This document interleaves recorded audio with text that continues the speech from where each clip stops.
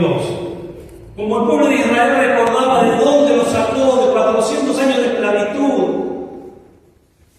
donde eran animales, donde no tenían ningún derecho, donde no tenían ni voz ni voto. Dios los sacó con mano fuerte, los sacó con poder, los sacó con autoridad, los sacó con riquezas, los sacó con bendiciones, los sacó con prosperidad. 400 años de tener la cabeza agachada como esclavos, se los sacó con la frente bien alta, diciendo: este es mi pueblo, dijo Dios. Lo mismo hizo con nosotros. Lo mismo hizo con nosotros. Había un montón de decretos. Dice que Jesús en la cruz del Calvario anuló el acta de los decretos, la legalidad que tenía el diablo, porque hay un mundo espiritual que se mueve en legalidad, y él tenía la legalidad de nuestra vida llevarla al infierno. Y es más, no solo nuestra vida llevarla al infierno, más allá, hacer que nuestra vida sea un infierno. Porque yo no sé quién está por primera vez en este lugar. Creo que todos han escuchado la palabra, le han entregado su corazón a Cristo y pueden decir conmigo que la vida sin Jesús es un infierno. Él con su amor, con su misericordia y con su sacrificio en la cruz. Y no solo el sacrificio de Jesús, sino el sacrificio del Padre, porque muchas veces miramos el sacrificio de Jesús y nos olvidamos que había un Padre mirándolo del tercer cielo que lo podría haber salvado en cualquier momento, pero lo dejó que lo haga por amor a nosotros. Y nos dio el regalo más inmenso que tenemos, el regalo más inmenso que tenemos, aún más grande que el pueblo elegido de Dios, que el pueblo judío, que nos permitió transformarnos de criaturas a hijos de Dios, a hijos de Dios. Juan 1:12, mi pasaje favorito de la Biblia, dice: mas a todos los que lo recibieron, a los que creen en su nombre, solo por creer, solo por recibir a Jesús en el corazón.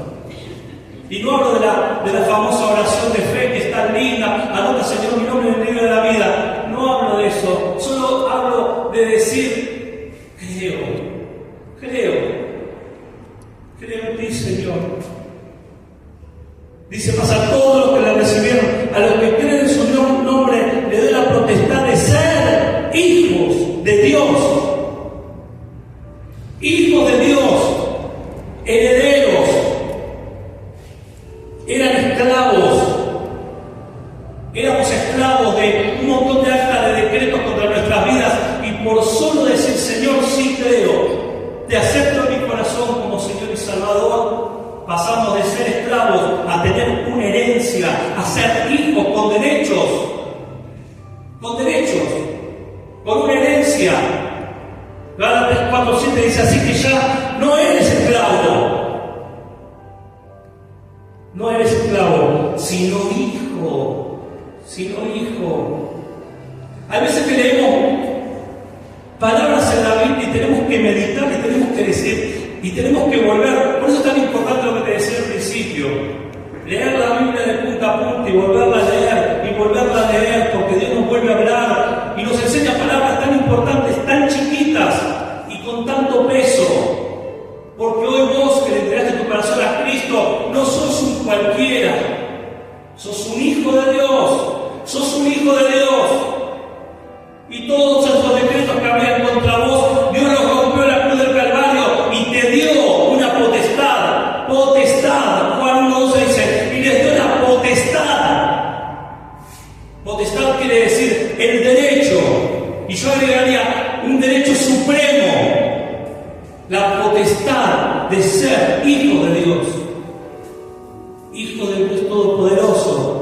Hermano de Jesús, coheredero de su gloria, coheredero de una gloria que nosotros no merecíamos, no merecemos, ni mereceremos nunca. Pero Él, con su amor, con su misericordia, dijo: vos pensás que no la merecés, pero yo pienso que la mereces. Yo, Gabriel, pienso que no merezco ninguna gloria. ¿Qué cosa buena hice para merecer gloria? Pero sin embargo, Dios dijo, sí, por la gloria voy a ir a la cruz. Aunque para tanto no, puede ser que uno no valga nada. Pero para Cristo el amor fue tan grande que fue capaz de mandar a su Hijo a la cruz del Calvario y rompió todos esos decretos que había en contra de nosotros. Esos decretos eran válidos. Satanás podía ir y decir, fulano o mengano pecó y legalmente yo tengo potestad sobre su vida. Pero nosotros hoy podemos pararnos sobre cualquier dificultad, aún sobre el mismo diablo, y decirle, sobre mí la potestad es la potestad de Jesús. Yo soy, 4 palabras, 4 letras. Yo soy hijo. Yo soy hijo. Y todo esto es una introducción para leer un par de versículos que Dios en una madrugada me trajo a la cabeza y no me dejó dormir hasta que los leí. Uno es Juan 4. Jesús y la mujer samaritana. Dice, cuando pues el Señor entendió que los fariseos habían oído decir, Jesús hace y bautiza más discípulos que Juan, aunque Juan no bautizaba sino sus discípulos, salió de Judea y se fue otra vez. Salió de Judea, Jesús con los discípulos, salió de Judea y se fue a Galilea. Acordate esto, salió de Judea y se fue a Galilea, Jesús y sus discípulos, porque le era necesario pasar por Samaria. Le era necesario pasar por Samaria.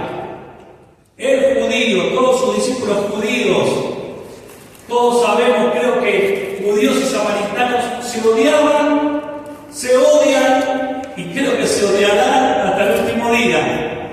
El pueblo de Samaria sigue estando, en la actualidad son 3.000 samaritanos y se siguen odiando con los judíos y los judíos siguen odiando a los samaritanos. Pero a Jesús le era necesario pasar por ahí. Aún sus discípulos le habrán dicho, ¿por qué? Vos sabés que de Judea a Galilea, ellos rodeaban Samaria para no pisar esa tierra. Pero a Jesús le fue necesario ir. Él tenía un plan. Se tenía que encontrar con una persona. Y entonces nuestro Señor Jesucristo, junto con sus discípulos, caminó 218 kilómetros. 218 kilómetros para encontrarse con quien Él quería encontrarse, porque Él tenía un plan.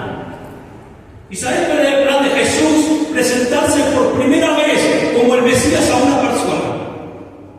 ¡Wow! Por primera vez nunca se había presentado. Él quería mandarlo en secreto hasta que se cumplieran los tiempos. En un momento, cuando Él empieza su ministerio, le dice a la mamá, todavía no es mi tiempo. Él cuidaba mucho los tiempos. Y a nadie se había presentado como el Mesías. Y se le presenta a la mujer samaritana. Vino pues a una ciudad de Samaria llamada Sicar, junto a la heredad que Jacob dio a su hijo José. Y estaba allí el pozo de Jacob. Entonces Jesús, cansado de caminar esos 218 kilómetros, se sentó junto al pozo de agua. Dice la Biblia, entre 2 puntos, era la hora sexta. La hora sexta más o menos es el mediodía. ¿Vos te imaginás el mediodía ahí? Es una media desértica, el calor, fuego abrasador, calor, mediodía. Jesús había caminado 218 kilómetros. Yo me imagino que los discípulos pataleaban, resogaban, tenemos que ir a Samaria. Aparte que era peligroso, podían perder la vida, era peligroso de ser. No era ningún chiste. Y aparte no debería entender nada, ¿no? Como muchas veces no entendemos nosotros. Era como la hora sexta, mediodía, y vino una mujer samaritana a sacar agua, y Jesús le dijo: dame de beber. Pues sus discípulos habían ido a la ciudad a comprar para comer. Los discípulos supuestamente habían ido a comprar para comer. La mujer samaritana le dijo: ¿cómo tú, siendo judío, me pides a mí de beber, que soy mujer samaritana? Porque judíos y samaritanos no se tratan entre sí. Respondió Jesús y le dijo: si conocieres el don de Dios y quién es el que te dice dame de beber, tú le pedirías y él te daría, y él te daría agua de vida, agua viva. Ella le dijo: ¿acaso eres tú mayor que nuestro padre Jacob, que nos dio este pozo, del cual bebieron él, sus hijos, sus ganados? Respondiendo Jesús y le dijo: cualquiera que bebiere de este agua volverá a tener sed, mas el que bebiere del agua que yo le daré no tendrá sed jamás, sino que el agua que yo le daré será en él una fuente de agua que salte para vida eterna. La mujer le dijo: Señor, dame esa agua para que no tenga yo sed, ni tenga que venir a sacarla. La mujer tenía que caminar un montón hasta el pozo. En esa época la tarea del agua era de la mujer. Y si hoy el agua es esencial, imagínate lo que era en esa época. Imagínate lo que era en esa época. Había que caminar hasta un pozo con un palo, traer un palo con los jarros debajo de la mujer. Y la mujer iba a pleno mediodía. ¿Sabes por qué iba a pleno mediodía esta mujer? Porque no podía ir con las demás mujeres que iban temprano al fresquito. No podía ir. No la quería ni ver. Porque era una mujer que había tenido 5 maridos y con el que estaba no era el marido 6. Jesús le dijo: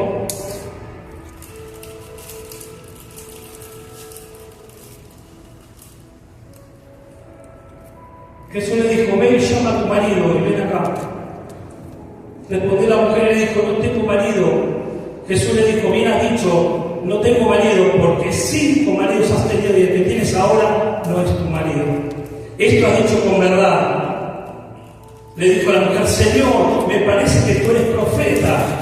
Nuestros padres adoraron en este monte y vosotros decís que en Jerusalén es el lugar donde se debe adorar. Jesús le dijo: mujer, créeme que la hora viene, cuando ni en este monte ni en Jerusalén adoraréis al Padre. Vosotros, los samaritanos, adoráis lo que no sabéis. Nosotros adoramos lo que sabemos, porque la salvación viene de los judíos. Mas la hora viene y ahora es cuando los verdaderos adoradores adorarán al Padre en espíritu y en verdad, porque también el Padre, tales adoradores, busca que le adoren. Dios es espíritu, y los que le adoran en espíritu y en verdad es necesario que le adoren. Dijo la mujer: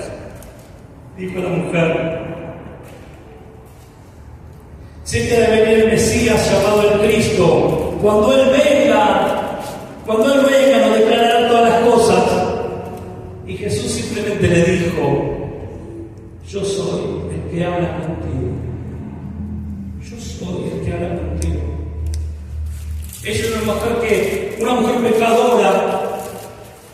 En esa época, solamente por adulterar una vez te agarraban, te apedreaban. Ella había tenido 5 maridos y con el que tenía no era el marido. Hoy vivimos un momento de libertad, casi libertinaje, pero en cualquier barrio se hablaría de una mujer así. Hoy nos creemos muy progres, pero en cualquier barrio se hablaría y se conocería el nombre de la mujer. Sin embargo, Dios tiene un plan de encontrarse con esa mujer al mediodía, en el medio del calor, y de presentarse como el Mesías. Yo soy el Mesías.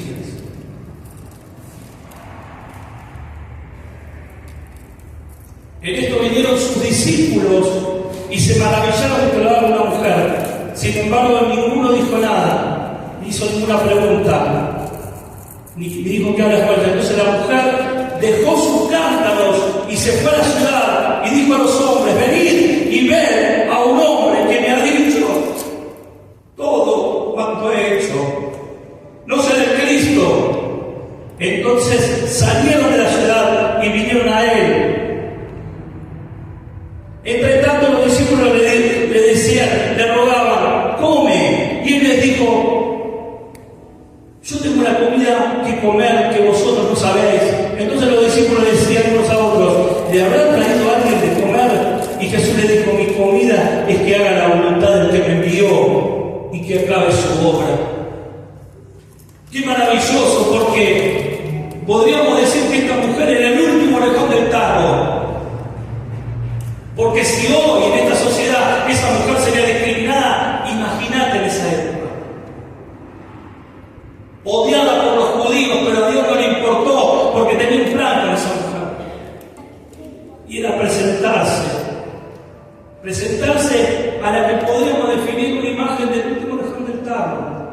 No porque sea mujer, sino porque en esa época así era. Y gloria a Dios, porque para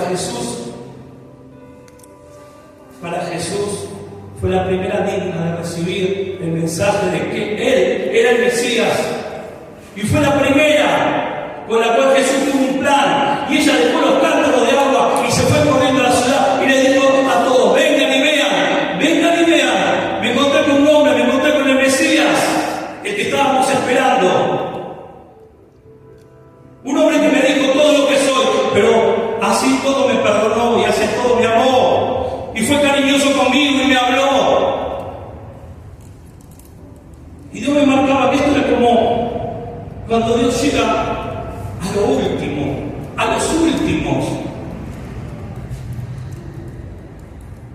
Algo parecido pasó en Juan 1, 43 al 51, cuando Jesús llama a Felipe y a Natanael. Dice, el siguiente día quiso Jesús ir a Galilea y halló a Felipe y le dijo, sígueme. Felipe era de Betsaida, la ciudad de Andrés y Pedro.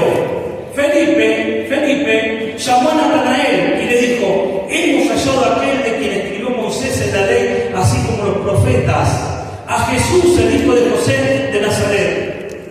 Natanael le dijo, ¿de Nazaret puede salir algo bueno? Le dijo Felipe, ven y ve. Cuando Jesús vio a Natanael que se acercaba, dijo de él, se acerca a Natanael y Jesús le dijo, he aquí un verdadero israelita en quien no hay engaño. Le dijo Natanael, ¿de dónde me conoces? Respondiendo Jesús y le dijo, antes que Felipe te llamara, cuando estaba debajo de la higuera, te vi. Respondiendo Natanael le dijo, Rabí, tú eres el Hijo de Dios, tú eres el Rey de Israel. Respondiendo Jesús le dijo, porque te dije te vi debajo de la higuera, ¿crees? Porque te dije te vi debajo de la higuera, ¿crees? Y le dijo la frase más maravillosa que yo creo que te pueden decir. Le dijo,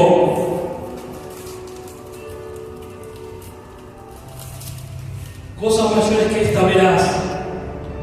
Y él le dijo, de cierto os digo que de aquí en adelante veréis el cielo abierto y a los ángeles de Dios que suben y descienden sobre el Hijo del Hombre. Y me representaba este llamado a Natanael a uno de mitad de tabla. Primero era el último orejón del tarro, otro era de la mitad de tabla. El mismo Jesús dice, este es un israelita en el cual no hay engaño. Era del pueblo de Dios, era un varón íntegro porque en él no había engaño. Y fue llamado también por Jesús, igual que la mujer samaritana.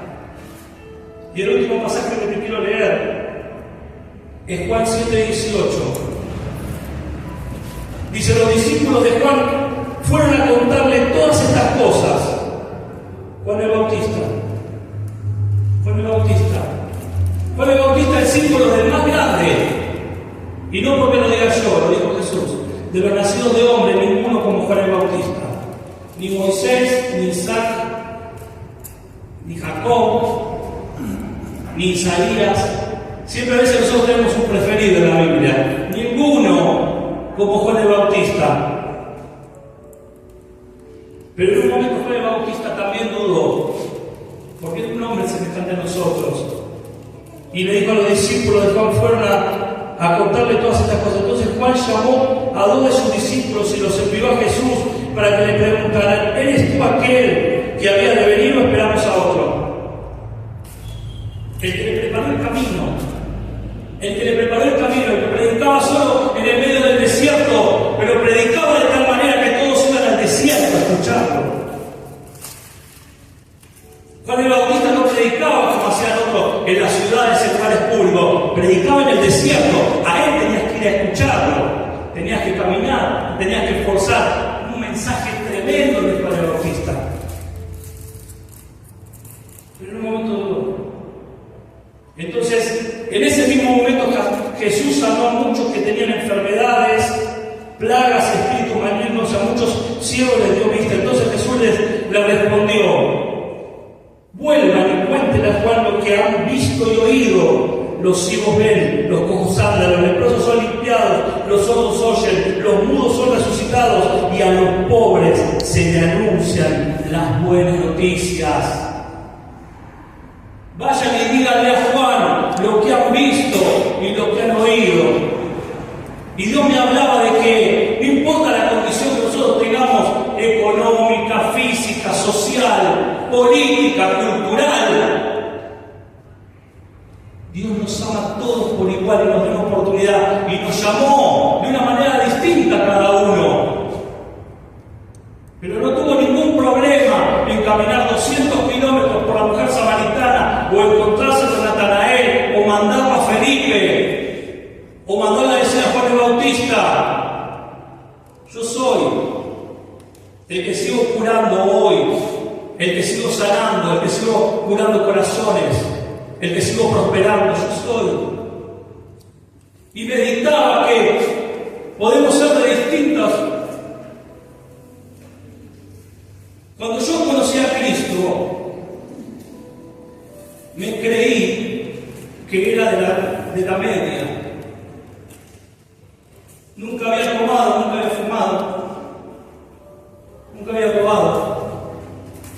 Era una época de los testimonios donde salían, yo era drogadicto y pasaba mucho, era bien avivamiento en esa época. Y Dios tuvo que tratar conmigo para mostrarme que era peor que la mujer samaritana. Pero así todo, Dios me amó. Y se encontró con nosotros, con todos igual. Habrá alguno un poco más grande, habrá alguno un poco más chico. Pero Él tiene un amor imposible de medir por cada uno de nosotros. Y un plan con cada uno de nosotros. Y el plan es que nosotros podamos hacer lo mismo que hizo la mujer samaritana. Salir corriendo y decir: en este mundo nos hemos encontrado con el Mesías. ¿Y por qué te digo esto? Porque nosotros salimos de la reunión hoy, salimos bendecidos, llorás. Dios te da una palabra tremenda como la que predicó el pastor anoche. Y no volvemos a casa y le decimos a nuestros familiares: no sabés lo que nos pasó, no sabés que nos encontramos con Jesús. No se lo decimos, no le decimos a nadie: ven y ve.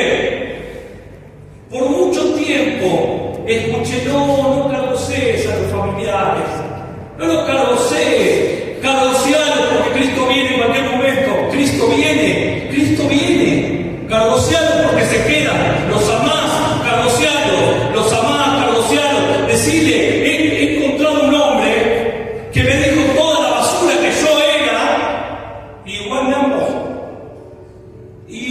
amó. Tienen que saber del amor de Dios, como dice el colectivo. Tienen que saber del amor de Dios, tienen que saber, porque si no, nosotros vamos a ser como el título de esta palabra: testigos mudos e inservibles. Dios nos llamó a ser testigos. No nos llamó a predicar en el Madison Square Garden. No. Nos llamó a ser testigos en el almacén, que es lo que más nos cuesta. Yo estoy seguro que cualquiera de nosotros el día de mañana alguien le dice, mira, puedo organizar un evento, venís a predicar el Madison Square Garden. Y no sé, vas. Olvídate. Voy a contar el testimonio, voy a aprovechar la oportunidad. Pero lo más seguro es que no te llamó para predicar el Madison Square Garden, o sí, o el River. Pero con toda seguridad quiere que seamos testigos, que empezamos a ser testigos. Y lo digo porque la palabra me habló a mí en primer lugar. A mí me es tan fácil hablar de política, me es tan fácil, me apasiona. Me es tan fácil hablar de economía, de policía. Pero ¿cuánto me cuesta hablar de Jesús? ¿Cuánto me cuesta hablar de Jesús? Y no es por no estar lleno del Espíritu Santo, por eso venimos a la reunión llenos del Espíritu Santo y salimos llenos del Espíritu Santo y parece que pasamos la puerta y nos desenframos. Hay una guerra espiritual,